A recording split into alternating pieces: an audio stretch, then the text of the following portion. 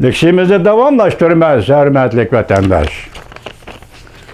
Bugün çislak 2022 yıl 5. ayının 19. günü. Əmdiki mavzu mındaq. 50 nəfərdən artıq Kenəş Palata senatorları Prezident Joe Biden hükümetinin Tayvan'ı muhakeme qılınıyatqan Hindi Tinch Okean iqtisad ramkası elib kirişiga yetakchilik qildi. Mavzuli xabar 5. ayının 19. günü Amerika ovozdan Xitoy til programmasi e'lon qilindi. Xabar mundaq boshlanadi.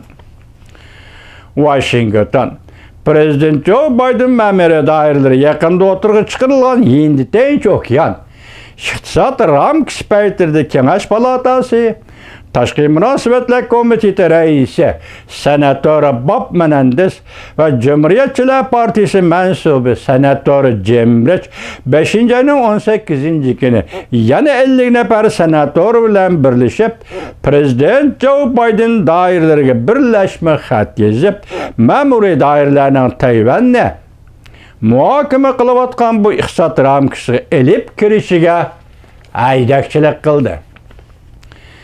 Partiya guruhlarının alqıgan bu senatorlar mundaq ta'kidledi.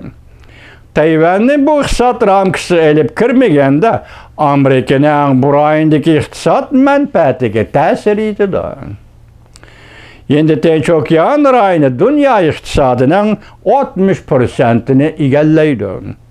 Ötken 5 yıl içinde iqtisadının ösüş nisbeti 3'ten 2 kısımda oldu.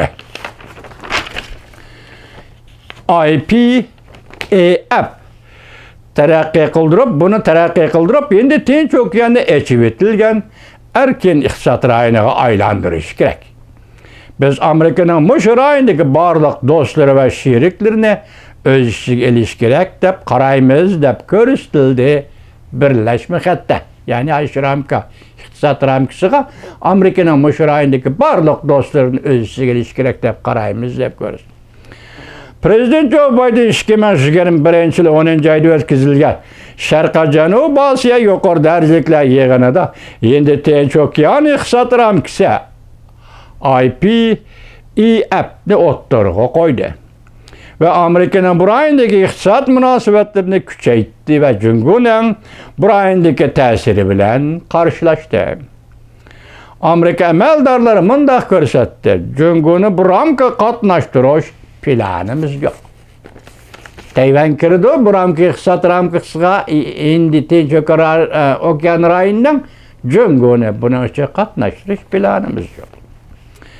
Kenəş Palatası Tashqi Münasibətlər Komiteti ishki partiya rəhbərləri Senator Bob Menendez, Senator Jim Rich xitədə Prezident Joe Biden dairələrinin Tayvan'da bu iqtisad ramkası elib kiriş meselesi de bu komitet bilen uçuruşunu ve komitetga Amerika'nın Tayvan iqtisad bexatarligini tushundirishini talab qilgandan başqa Tayvan bu ramkının sirtida qoldiriladigan bo'lsa bu rayon ve xalqaro iqtisad ramkasiga eğer burmalash elib keladiganligini ko'rsatdi.